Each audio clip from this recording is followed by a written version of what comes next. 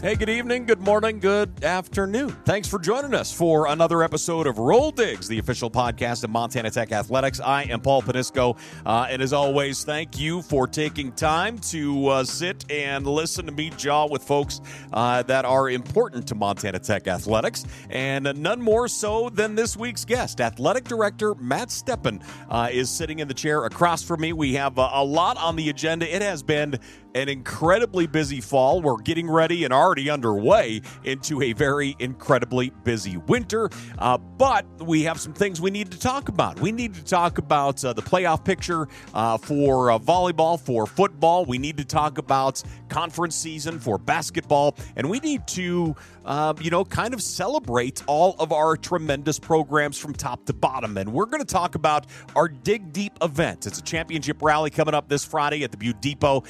Matt Stepan is going to give you the details on that, how you can join us, and how you can be a part of Digger Athletics. So, ladies and gentlemen, without further ado, again, thanks for joining us. This is Athletic Director Matt Stepan.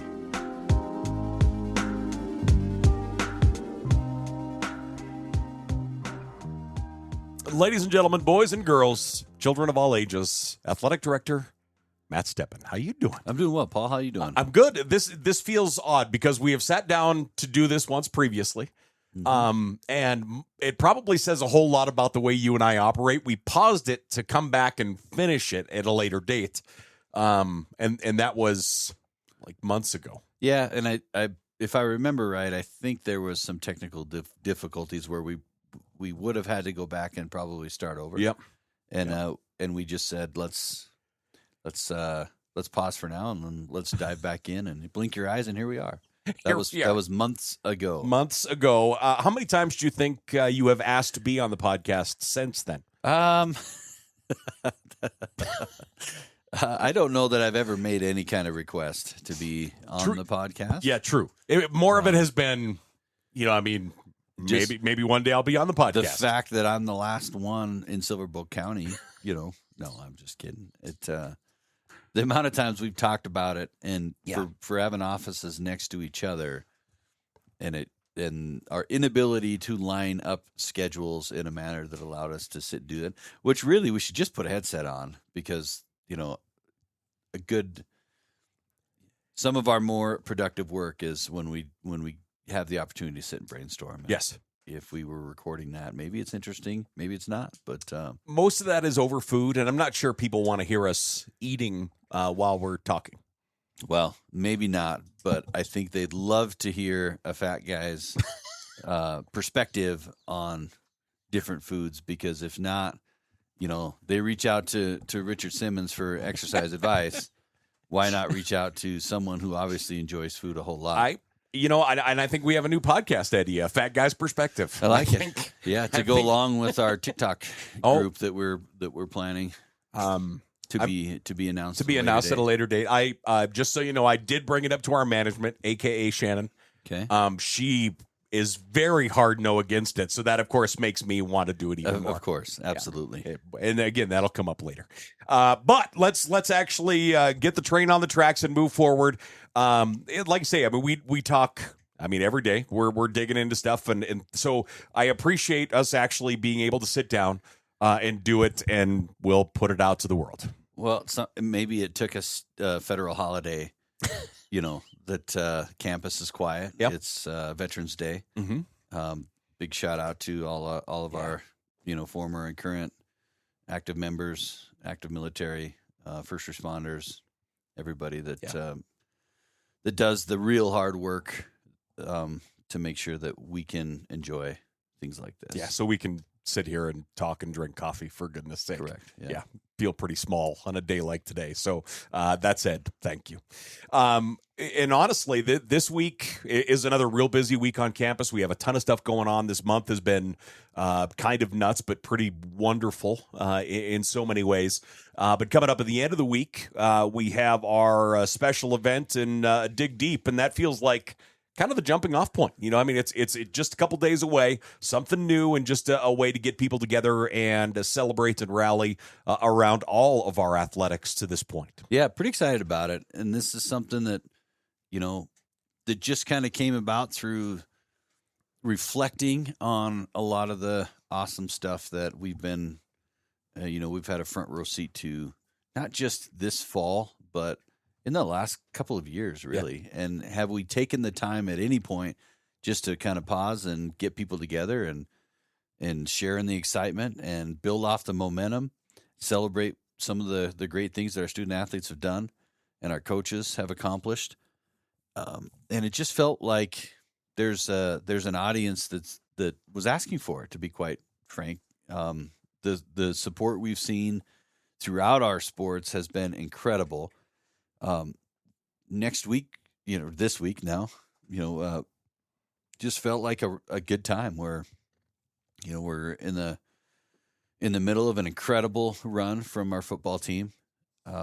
Our basketball teams have started off undefeated. Yeah.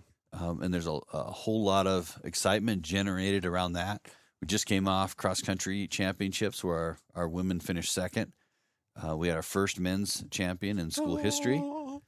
And then and our golf teams are kind of on a pause, with that split schedule.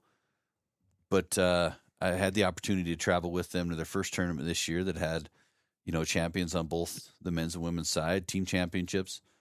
And they seem to reset the standards each time they go out, particularly on the women's side right now. Mm-hmm.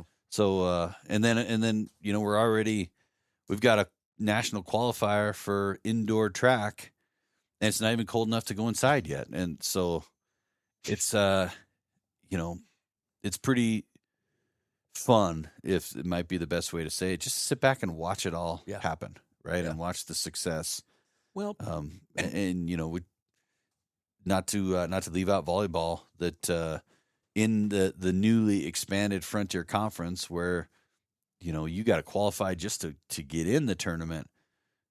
They've secured their qualifying spot, a number 4 seed in an extremely competitive conference. It's got 2 teams in the top 10, including the number 1 team in the country. Yep. And so pretty fun. Yeah. And at times for your schedule, in the 23 and a half hours you're in your office every day, or wandering around the hallways anyway, it's hard to actually be able to enjoy that stuff a lot. There's so much planning and so much day-to-day work to make sure that football games are going, volleyball's on the road. To line up all those pieces. So the idea of being able to actually sit back and lift a glass and celebrate and give them a pat on the back is at times kind of difficult. So Friday's going to be a lot of fun in that respect.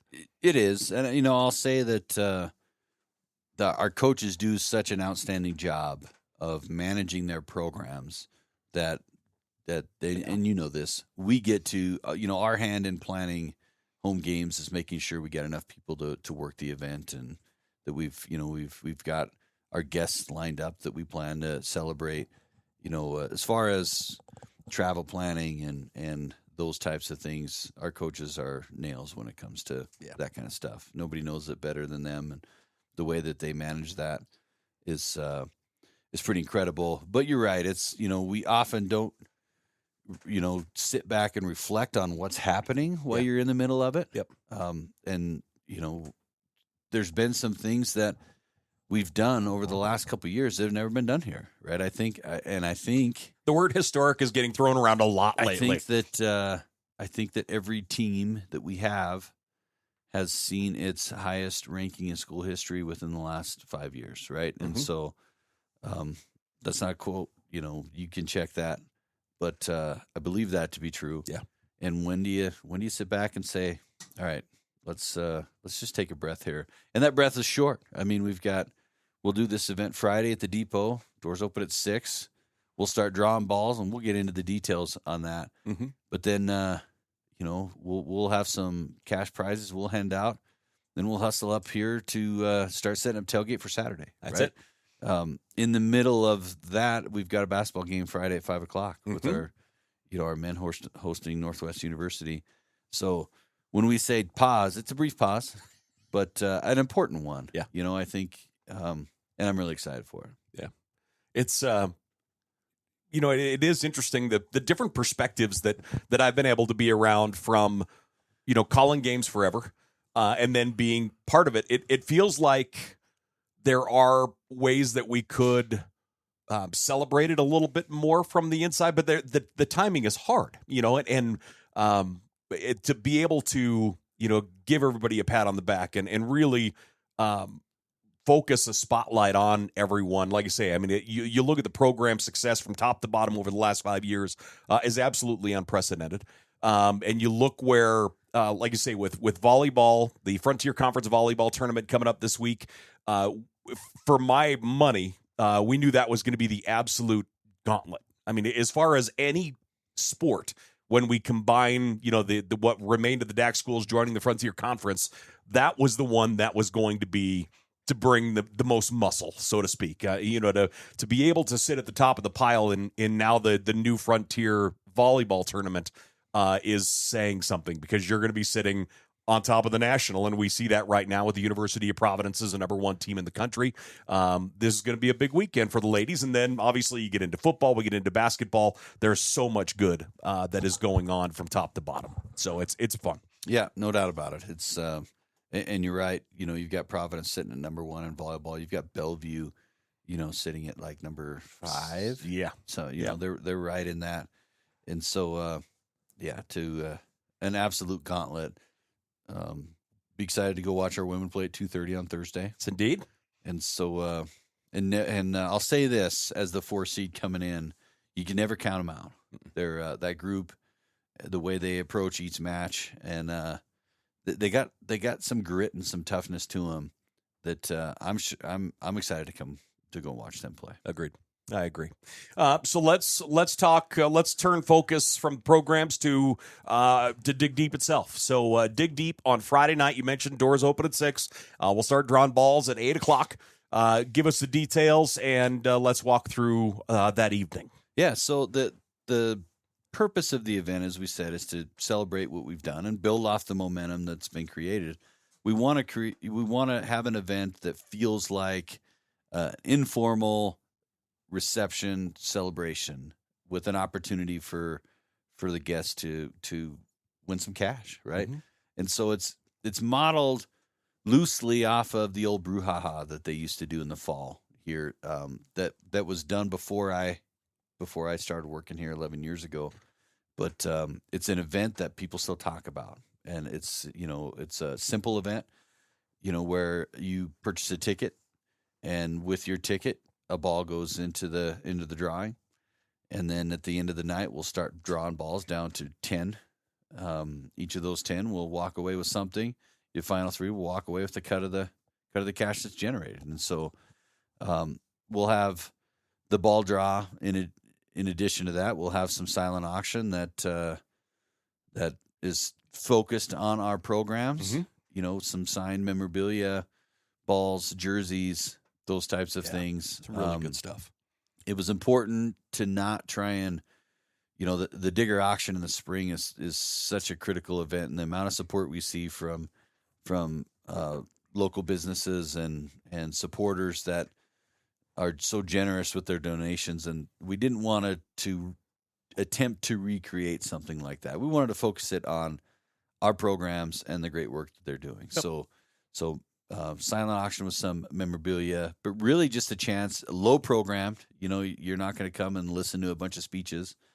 Our coaches will be on hand to meet the families and supporters, and just have a night to celebrate and build on the momentum going into fall postseason play. Mm-hmm. and winter sports kicking off their seasons and getting ready for conference, which is coming earlier than it ever has here in just a couple weeks. Yeah, the Northwestern game for the men is their final non-conference, and then they're done until we get into conference play, and like I say, just a couple weeks. Yeah, so it's 6 o'clock at the depot. Your ticket gets you in and gets your ball in the drawing. We've got appetizers from Casa Grande's, mm-hmm.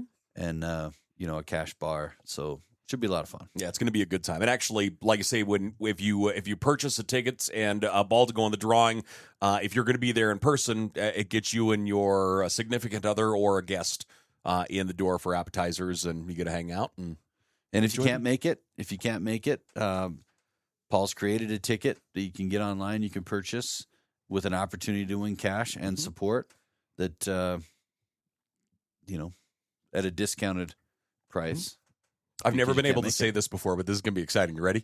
You can look in the show notes for a link to get your tickets to join us, or if you would like to just purchase a ball to go in the drill ring. Yeah, you'll have to educate me on show notes and some of that terminology that I've heard other people say it. I'm not sure what it means, to be honest. So we'll find out. Perfect. Awesome.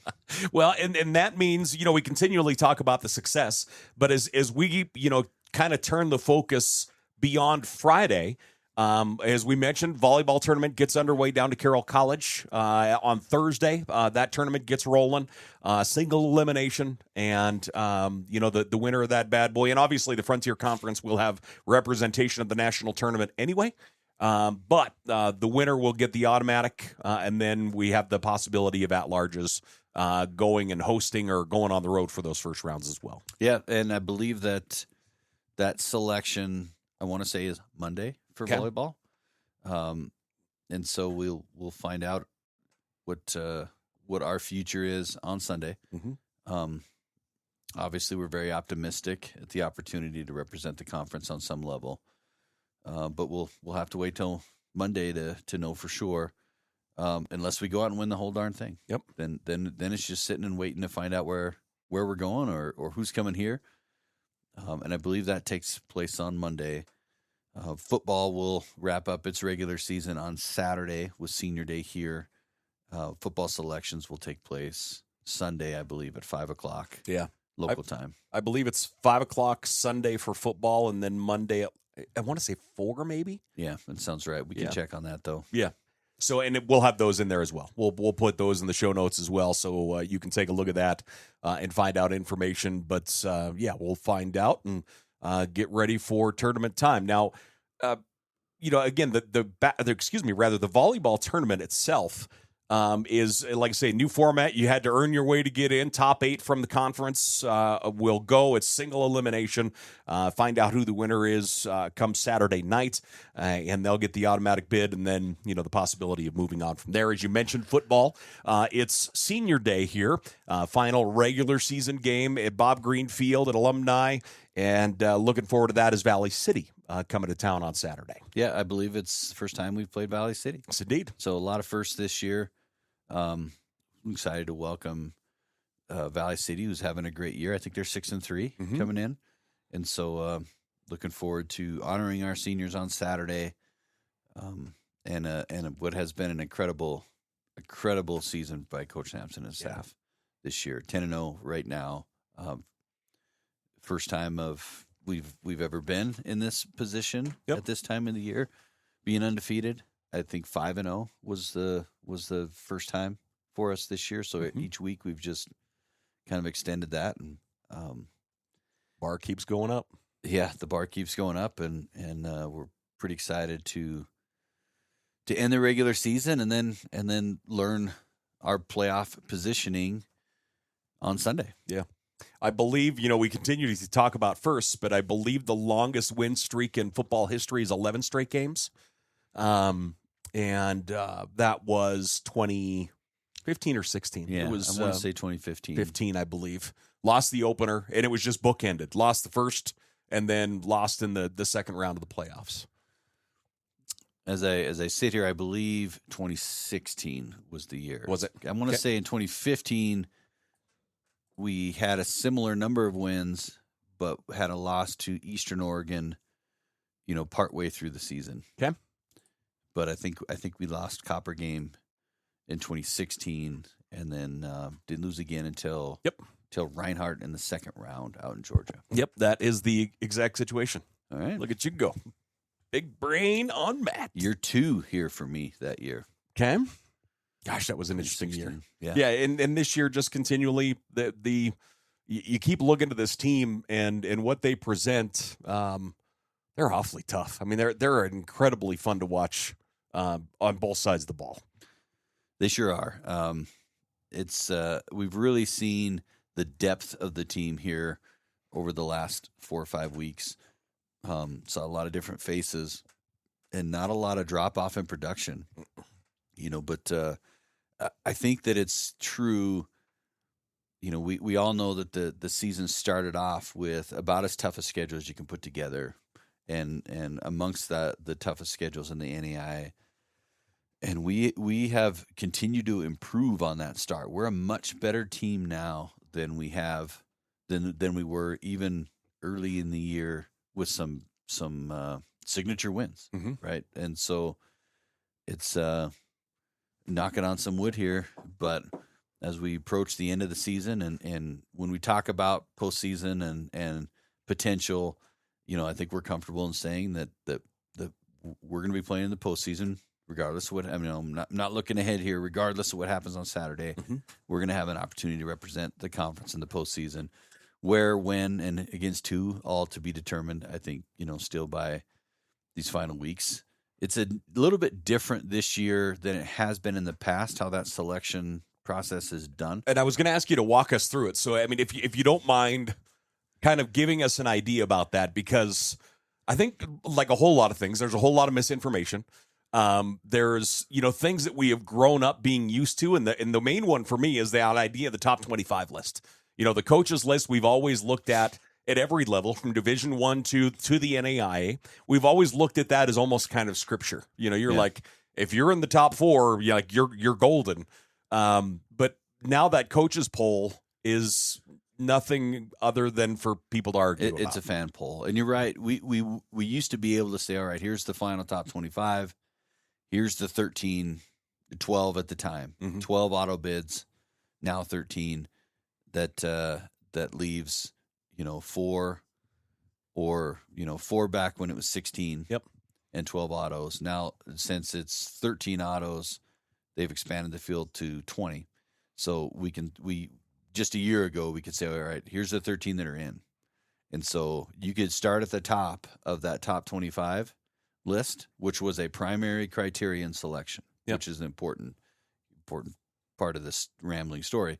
But you could start at the top, and the first non-auto was the first at large. Yep.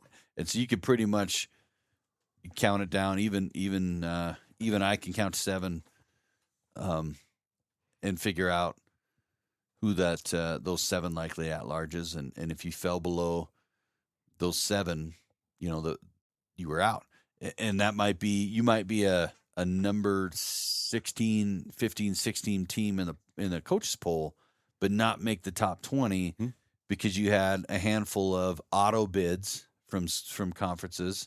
Every conference gets an auto bid, and there were a handful of auto bids from teams that were not in the top 25, right? And so you might be 15, 16 and not make the final 20. Yeah. And so completely different now.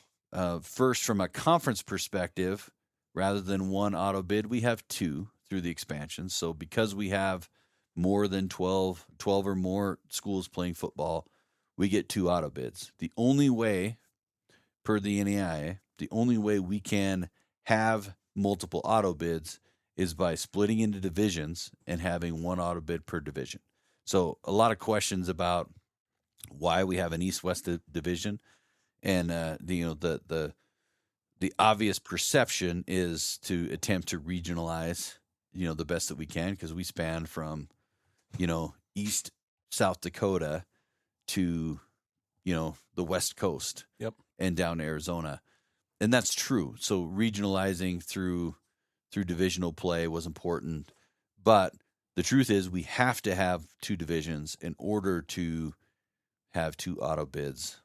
And so that's the decision we made as a conference. And so we'll have the East Division champion will have an auto bid. We've secured that, and that's why we can be confident in saying that we're in the postseason, regardless of what happens Saturday. We have secured at least a share of the Eastern Division and hold the tiebreaker over any potential teams that could be tied with us. Yes. Similar in the West. Yep. College of Idaho has earned that spot, and at least a share of the Western Division title. Mm-hmm. And so we will be the 2 representatives in auto bids. where it's changed so much is how those remaining 7 are now selected. As you mentioned, a primary criteria once was coach's poll, and that was only one of a number of primary criteria, but that's not a criteria, primary or secondary at all now. Okay. There, some of the similar primary criteria that have been around is where you sit in your arc, right? And your arc is the area ratings committee. And so it takes the entire NAIA, it breaks it up into 4 areas, and then you compare the schools in each of those 4 areas, okay. right? So a collection of coaches selected by the conferences represent the area ratings committee for that area. So you have west, east, north, south kind of thing, or is it a little bit different than that? More or less, okay. Yeah. I think we're in the Western Arc, and it includes the Frontier Conference and the Sooner Conference. So prior to our conference expansion, it included the Frontier, the North Star, and the Sooner.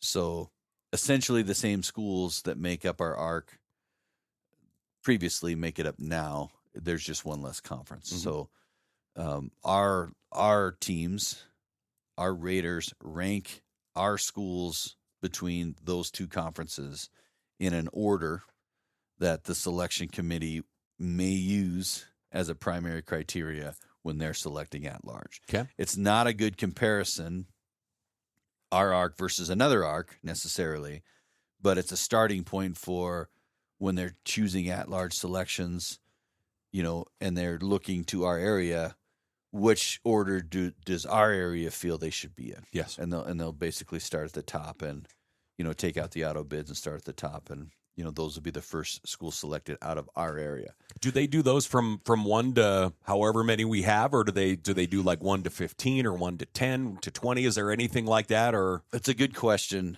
They do not rank everybody. Okay. But I can't honestly sit and tell you that I remember what the line is. Yeah, how many, and it's important because if you don't win your conference and you are not in your arc rating, you're not eligible for selection. Okay. Right. And so, where you sit in that arc is important. It almost comes down to the people that the people on the arc committee. They're the ones that almost say these 8 teams we feel. For example, I'm not saying that there's any line, but just they almost rate to a point where they're like, that's kind of where the real good teams end. Or? Yeah, I think so. And just there's 20 teams that make the playoffs. There's 4 arcs, so logic tells you that you better be in the top 5 of your arc to have a shot. It does not mean that they take 5 schools from each arc, right? Some arcs are going to get more, some are going to get less, and your area ratings committee and the coaches that make it up are going to do whatever they can, along with your representative on the selection committee, to make the case to promote your conference to the best they can. But their job is to accurately rate the schools within that area, and so that's one primary criteria. Your win-loss record obviously is a primary criteria, and that makes that's self-explanatory why that is, and that's been true in the past as well. There are a couple different new primary criteria. One is the Massey rating. So the statistician, I think he's a college professor, Ken Massey, has come up with a formula, not just for football, but a number of sports, that takes into account your strength of schedule, your production in game, and so point differential to a certain cap, right? How you're actually playing on the field against other opponents in the Massey rating, your record, all of those things, and then boils it down to a number. Okay. And that it ranks you compared to other schools that you otherwise may or may not have the opportunity to play against. That's a primary criteria being used in football. And then something brand new is what's called the Football Performance Index, or FPI. So you've seen, if you followed ratings releases at any time over the course of the season, you're seeing a weekly FPI. And FPI is similar to the Massey in that it boils it down to a number, but it's more, what drives your Massey number are your results, not necessarily how you played in the game, but the result. Okay. And the result of your opponents and your opponents matters, right? So it's a point system that, generally speaking, you're rewarded for higher competition. You're rewarded for wins on the road versus home. And so, for example, if you win on the road against a team with a 900 win percentage or better, you get 38 points. To beat that same team at home, you get 36 points. To beat a team that with like a 500 win percentage might be 32 points on the road and 30 points at home, and so on and so forth, right? Yeah. And what's interesting about that is it's not, you don't get points based on their record that week. For example, it's updated weekly, and all your past games are updated weekly, if that makes sense, right? So you could beat the, So, I mean, a team, week one, or let's say in through the first 3 weeks, a team could start off really poorly. That maybe they start 0-3, but if they win, so in that respect, you're only going to get like 20 points, if that, over a win over that team at the beginning of the year. But at the end of the year, if they're 8-3, that changes drastically the number of points you're going to get at the end of the year. That 20 points could have turned into, could result in 28 points. And so it's calculated by week, and then your total number is divided by the number of games you've played, and that gets you your index number. And so that is a new primary criteria that's being used by the NAI as a way to reward schools, I think, for wins against quality opponents on the road versus at home, and so on and so forth. It's a little bit, as we've followed it, and in an attempt to try and understand it better, I've done my own. And as you get later in the year and you're playing divisional games, it's interesting because your division, at that point when you're playing divisional games, your division goes 500 every week, right? There's, in our division, we've got 7 schools, so there's 3 games a week, 3 winners, 3 losers, right? And so, but so that makes it sound like it's a wash. Well, it's really not, because you have cross-divisional games, you have non-conference games, all those things, home and away, matter into the calculation. And where the changes really happen are when a school goes from, say, a 667 win percentage, right, to a 700 with a win. It's that 0.1 difference that changes the point structure, right? Yeah. And so, there's a certain number of points, but if they're between 500 and 600 win percentage, it's the same.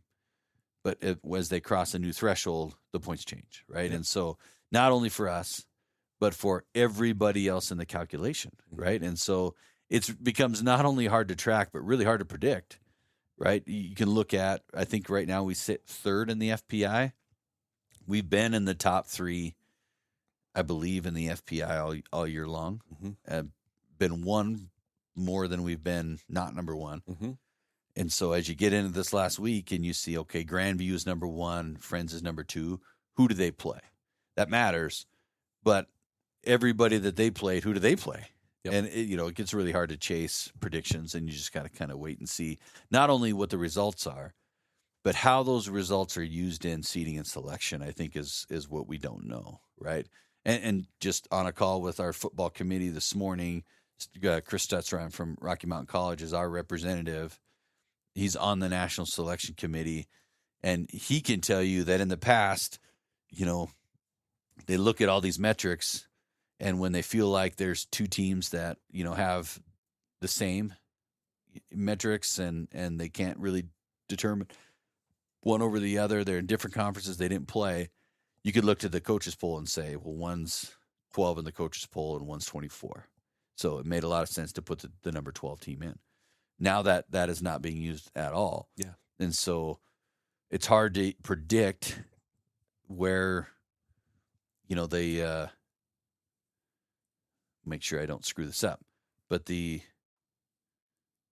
objective criteria, right? The Massey, the ARC, the FPI crosses with the subjective, right? The eye test, as they say. Yeah. And where things fall when that's done. Is there does any one of those three hold more weight than the others, or that's a great question? Is there something that they start with? Okay. No. Right. And so those primary criteria, and there's secondary criteria too. So you go through the primary criteria, the FPI, the Massey, win-loss record. Not any one of those holds more water than the other. Okay. Right? They're all primary criteria to be considered. As opposed to first criteria is ARC. Well, you've got the number one from the west, the number one from the north, and how do you so then you can go to the next criteria. No, that's not. They're all primary criteria, none which that all are a piece of the puzzle that they're trying to put together. It's a pretty comprehensive net with those three, because if you're looking at a team that is 7-3, or whatever the case is, looking to get into the playoffs or trying to figure out where you lie, when you start to go, okay, well, there are these amount of teams that are above with 2 losses or 1 loss or no loss, that you start to fall through those nets pretty quickly. Those losses are going to be less as far as your FPI. The Massey, obviously, you're going to fall with losses. So they all come together pretty easy to paint a picture once you see those first three. So yes and no. Okay. So your FPI, a loss hurts you in the FPI compared to a win. There's no question. The Massey's different. The Massey measures your quality in each game. So let's say that you play a high-quality team that's above you in the Massey, and you play them really competitively but lose a close game, you may go up in the Massey. Okay. Right? You will not go up in the FPI, if that makes sense. Yep. Right? And so I think in the Massey we sit 4th right now, and just behind us is Morningside with 2 losses, right? And a number of undefeated teams below them. Okay. And so the Massey rewards the performance on the field as opposed to the FPI rewards the outcome of the game. Yeah, just straight up wins, losses. Yeah, that might be the best way that I can explain it. So how the selection committee sits in a room on Sunday and says, okay, where they start, I don't know. Do they start with, let's start with the undefeated teams and then compare FPI and Massey rating? Or do you start with one of those primary, FPI or Massey? I don't know. I don't know that. What I do know is that the first thing that they do is they set the field of 20, right? So the morning will start with that group sitting and trying to get the 20 best teams. Do they do it in person? Do they do it over Zoom? They do it over Zoom. Okay. There's been, I was watching an NAI ADA. Actually, no, it was a Victory Sports Network interview of Jesse Gotting, Dr. Gotting, who is the vice president for athletics at Nelson University, formerly SEGU. Yep. We went down there a few years ago. They were incredibly good. I served with Jesse on the NAI ADA. Okay. Got a ton of respect for Jesse, and he was being interviewed by Jason Danley with Victory Sports Network. Mm-hmm. And that question was asked of him. And it's over Zoom or Teams or however they want to do it. There's been some conversation about, and some sports I believe they do. And if you at the NCAA level, the Division I level, that all happens within a room. There's value to being in a room and across from a committee member and sharing ideas and all those things. But we continually talk about NAIA as the idea of saving money and figuring out the I mean, there's a lot to be said for both sides of that. You got to strike a balance. Yeah, exactly. Right? And so that, and there's coaches that are a part of this process, and they may be playing in a game on Saturday. They will be playing in a game on Saturday if they're coaching. And then to expect that they'll be in Kansas City or wherever they choose to do it on Sunday is just not reasonable. Mm-hmm. And that coach might have a lot going on. It might be, they might be preparing for a playoff game that maybe they're the auto bid. And so it'd be unfair to ask them to travel and sit in a room. It's important. And I think everybody understands the value in doing it, but you got to strike that balance. Yeah. It's just not reasonable. Have you ever sat on that committee previously? I have not. I've not been involved in a selection committee. No, they put a call out. The NAI did this year of those that are interested in serving on those types of committees, and not because there was an opening, but because they want to build a list that they can go to quickly in the case that a committee member has to step away or takes another job or whatever. And I did. I threw my hat in the ring, and we'll see if I get a phone call one day. But it's fascinating to me. Yeah, I have served on some committees that for back in the early on, the football postseason reimbursement.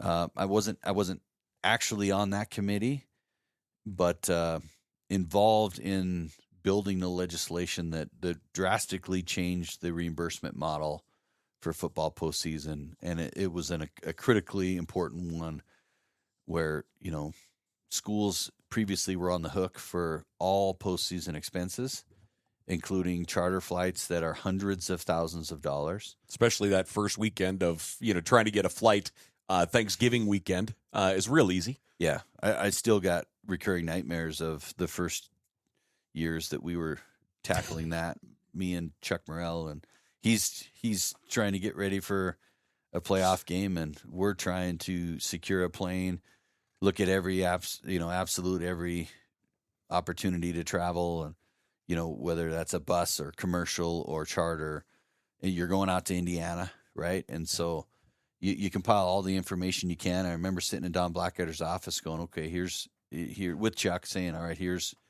our options. We can bus and leave on Tuesday and probably have no chance to win the game if that's what we got to do, right? You can't fly commercial with 60 something, players, a party of 70 plus on a week's notice on Thanksgiving week, right? It's just not possible. Yeah. Not even not feasible. It's not possible. Not possible. And chartering is really expensive, right? And fortunately, as an institution at that time, we were in a position running surpluses with enrollment where we were at. That after very careful consideration, we got the support we needed to charter, and that's our only shot at winning the game, right? And so we recognize that there are institutions, and I put us in that category in some years between that year and this year. I don't know what that, how that conversation would go now, but there certainly were some years in the last 10 where, you're battling enrollment, you're recovering from financially from the pandemic, all those things where schools would probably have to decline the opportunity. Yep. Because it's not a reasonable way to spend a couple $100,000, right? And totally understand that. Yes. I believe that myself. And so we recognized that the NAI was going down a path that if schools have to start declining those opportunities, it would have a damning effect on what you're trying to do with the student experience. Yeah.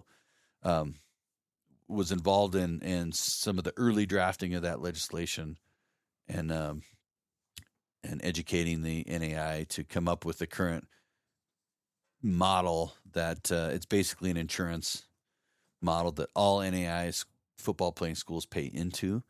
Your premium is based on how frequently you've made the postseason in the last, say, 5 years. So, if you make the playoffs consistently, you're going to pay a higher premium, which, it's not inexpensive. I want to say $12,000 to $14,000. And if you haven't made the playoffs in the last 5 years, it might be $2,000, right? And $14,000 is not any small amount of number from any of our budgets.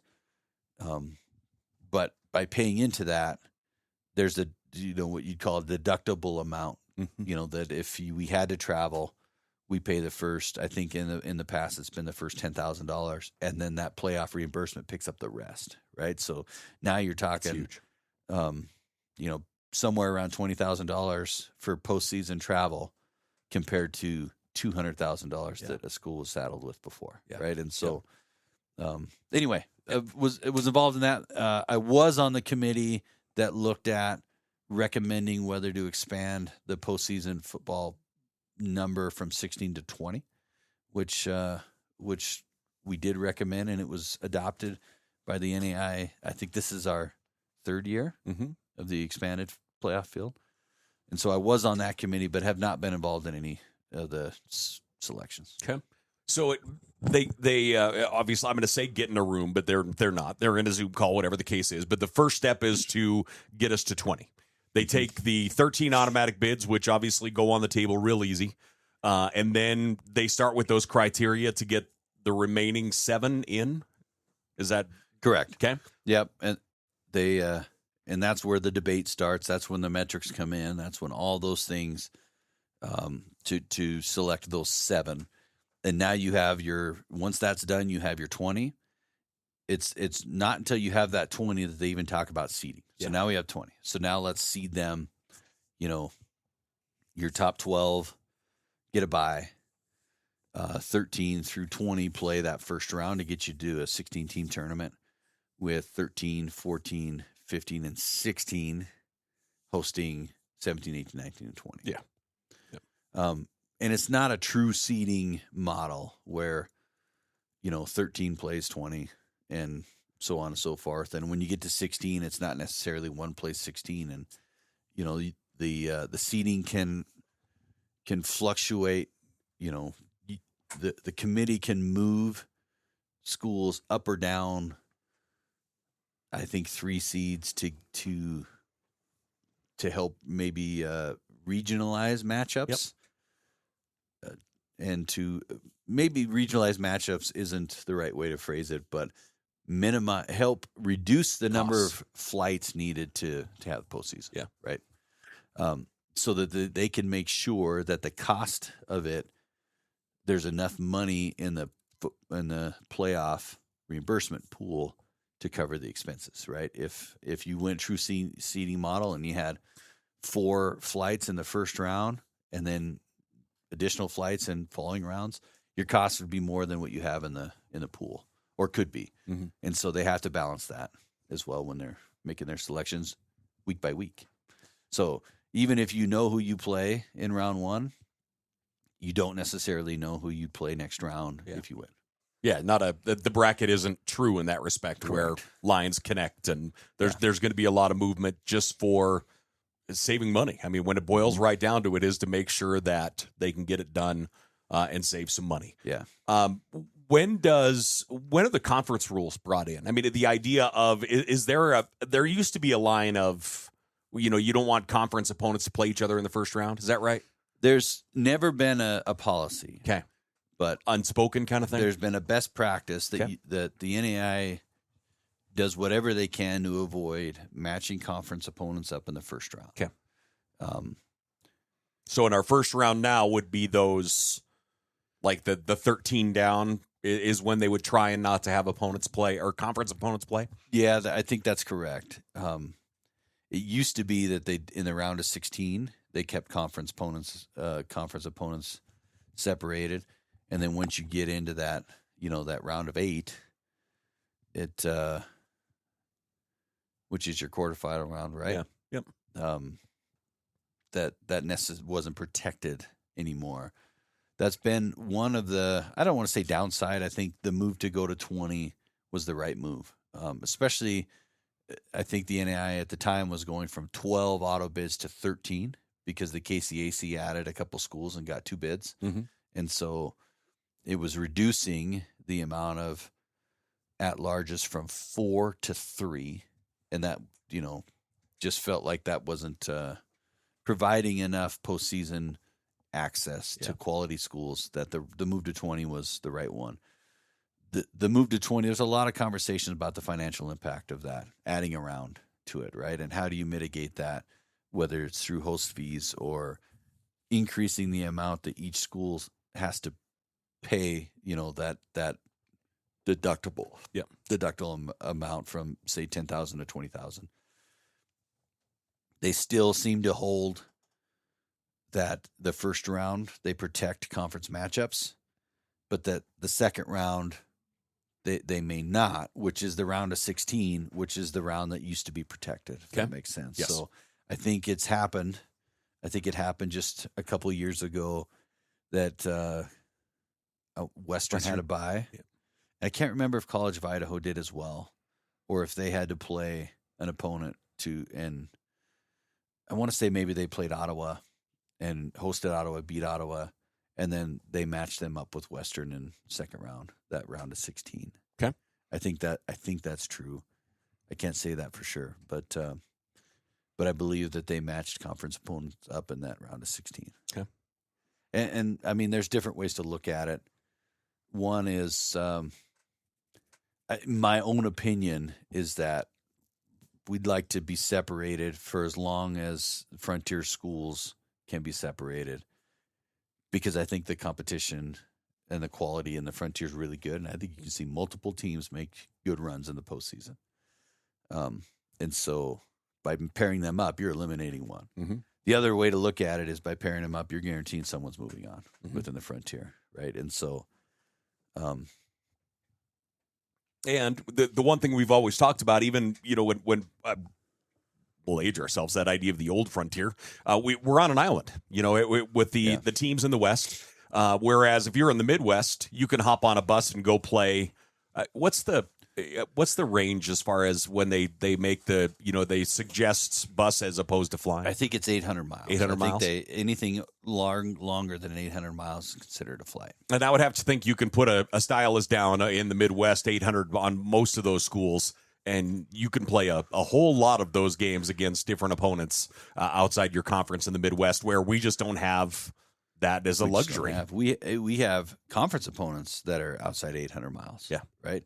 And so, I think there's exceptions to that. Last year was one where we were seated and where Northwestern was seated. We both had buys. The NAI could match us up in a way that made sense. And with both of us having a bye, they could let us know well in advance that the game was going to happen so that Northwest could bus and save the flight cost, even though they were probably outside that 800 miles or real close to it. Yeah. But they had the luxury of saying, where we wouldn't have in 2015 or 2016, 2015 when we went to St. Francis, Indiana, we didn't know who we were playing until the Sunday before. Yeah. And just didn't make it reasonable, right? So I believe Northwestern bust here last year because the NAI was able to let us both know well in advance that this is the matchup that's going to be, I think even before the first round games were played. Yeah. Okay. Well, I appreciate your insight into that. I'm not sure if we help people. Do you think we help someone or not? If you ask, and I get asked this, right? Where do you think we'll be seated? Where do we think we'll be seated if we win Saturday, if we lose Saturday? Buys, host, how far could we potentially host? And I don't know. I just don't. I mean, I think that what makes it so challenging this year is the new metrics and how the committee chooses to use them, right? I think that we could make a really strong case for us to be anywhere between 1 and 4 if we went out. But you just don't know if how we perceive the process to play out is the way that it actually plays out, right? And we got to win on Saturday, right? We got to win on Saturday. Yep. That's one of the missions that the team set out for early in the year. And so that's the next step before we even get into postseason and all those things. And, I'm really proud of the way that they've approached this, knowing early in the year, halfway through the year, we went through a gauntlet of a schedule. Yeah. And approaching each week like it's a playoff game. And I heard Coach Sampson talk about this 4 weeks ago, right? That they've got goals, and they're not afraid to talk about those goals going all the way to the national championship.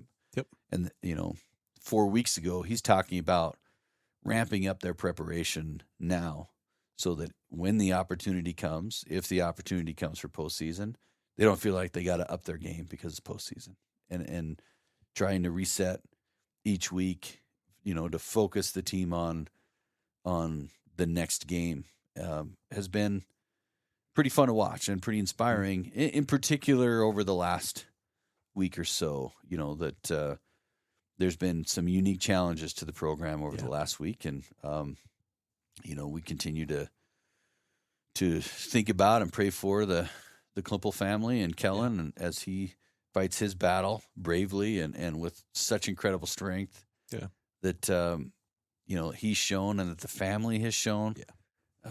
I know that we're all continue to be inspired by the updates that we're getting, but I just don't know how to articulate how I don't know, impressed isn't the right word, but the amount of care and concern that family has shown for us and our program. I don't know how to articulate how inspiring that is, right? With what they're going through and the care and concern they have for us, who obviously, we've got some people that are really hurting right now. Mm-hmm. And it was articulated in a team meeting by a young gentleman, who's a family member of Kellen, in the room, that Kellen was here when we set our goals. It's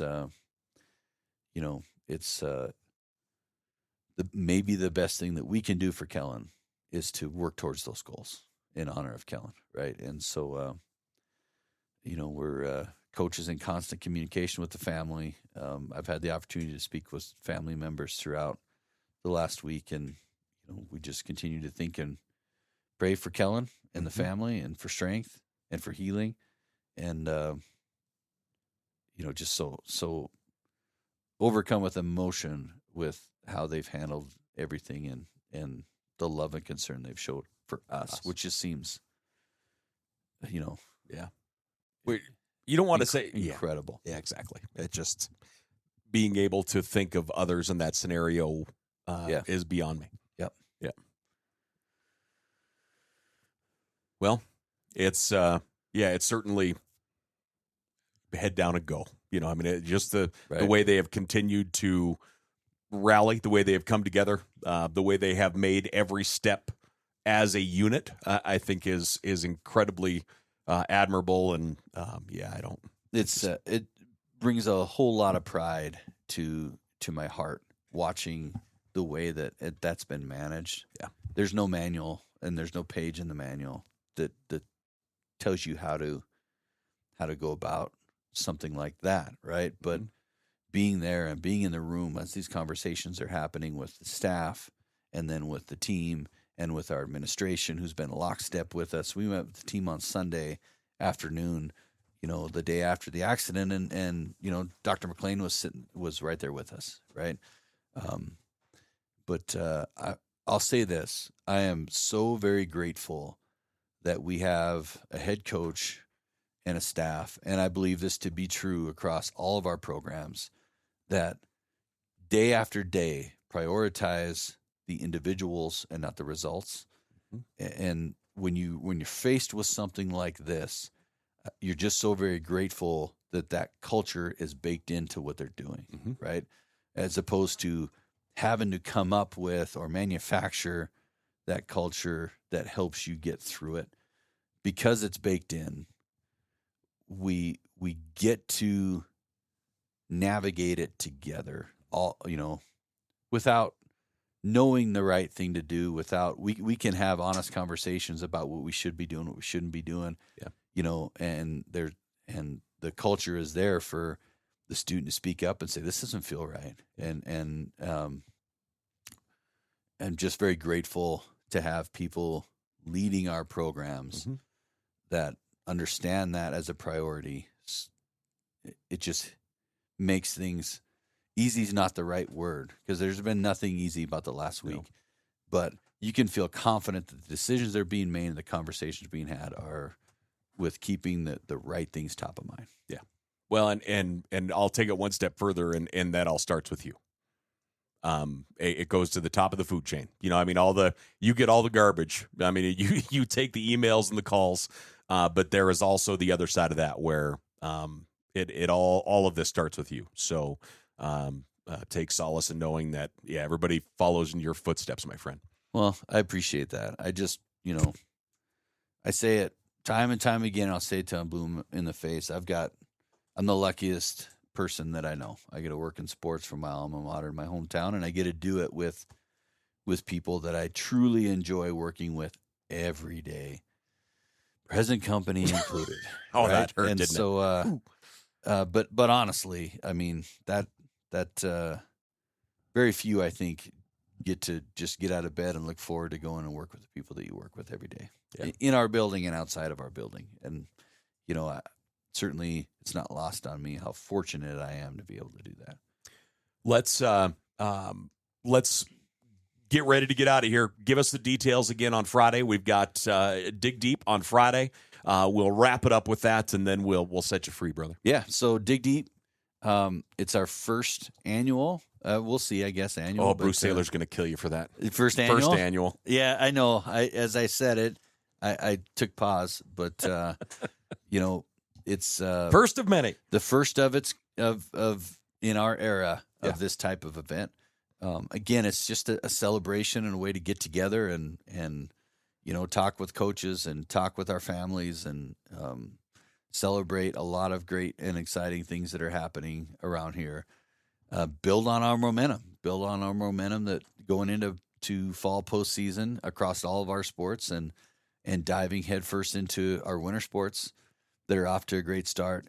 It's just an opportunity to share an Oredigger fellowship, support the programs through the purchase of a ticket and silent auction, and an opportunity to walk away with some cash. So I really think it's going to be a fun event that people will look forward to attending for years to come. You can find out more information at godiggers.com, and also, again, we'll put it in the show notes. And if you have any questions or anything, just pick up the phone and give us a call. I mean, that's all there is to it. Is that will be down to the depot this Friday. Okay, doors open at 6. Ball draws at 8. There you go. Anything else? Did we miss anything? Probably, I assume we missed hundreds of things, but that's all right. As per the usual, we just get into great conversation, and when you get to work with great people and around some super inspiring student athletes. It's pretty fun to talk about them. It is. And the things that they're accomplishing. Well, Matt Stepan, two-time reigning athletic director of the year. Thank you for your time. Thanks, Paul. I appreciate it.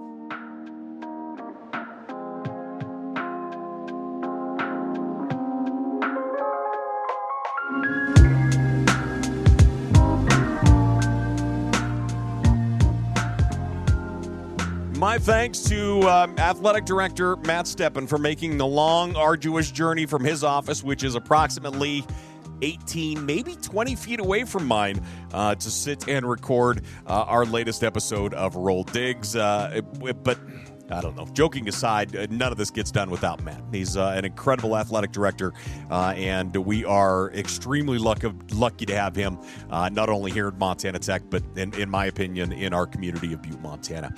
One other thing we need to do, we need to thank the crew at Emitad. As Emitad originally had everything kind of set up for this Friday for their senior banquet for our football seniors, they were able to and willing to move that so that we could do our Dig Deep event. So hats off to the crew at Emitad for joining us, and actually I should say for giving up their night at the depot, allowing us to make it our night, and and hats off to them as well, as a lot of them are going to be joining us on Friday. So again, my thanks to Matt Stepan, the crew of Emitat as well. We'll see you at Dig Deep coming up this Friday. Doors open at 6. We'll start drawing the balls at 8 o'clock, and certainly looking forward to that down to the Butte Depot. Until then, ladies and gentlemen, have a great one. Make sure to, of course, share the podcast, and until next time, take care.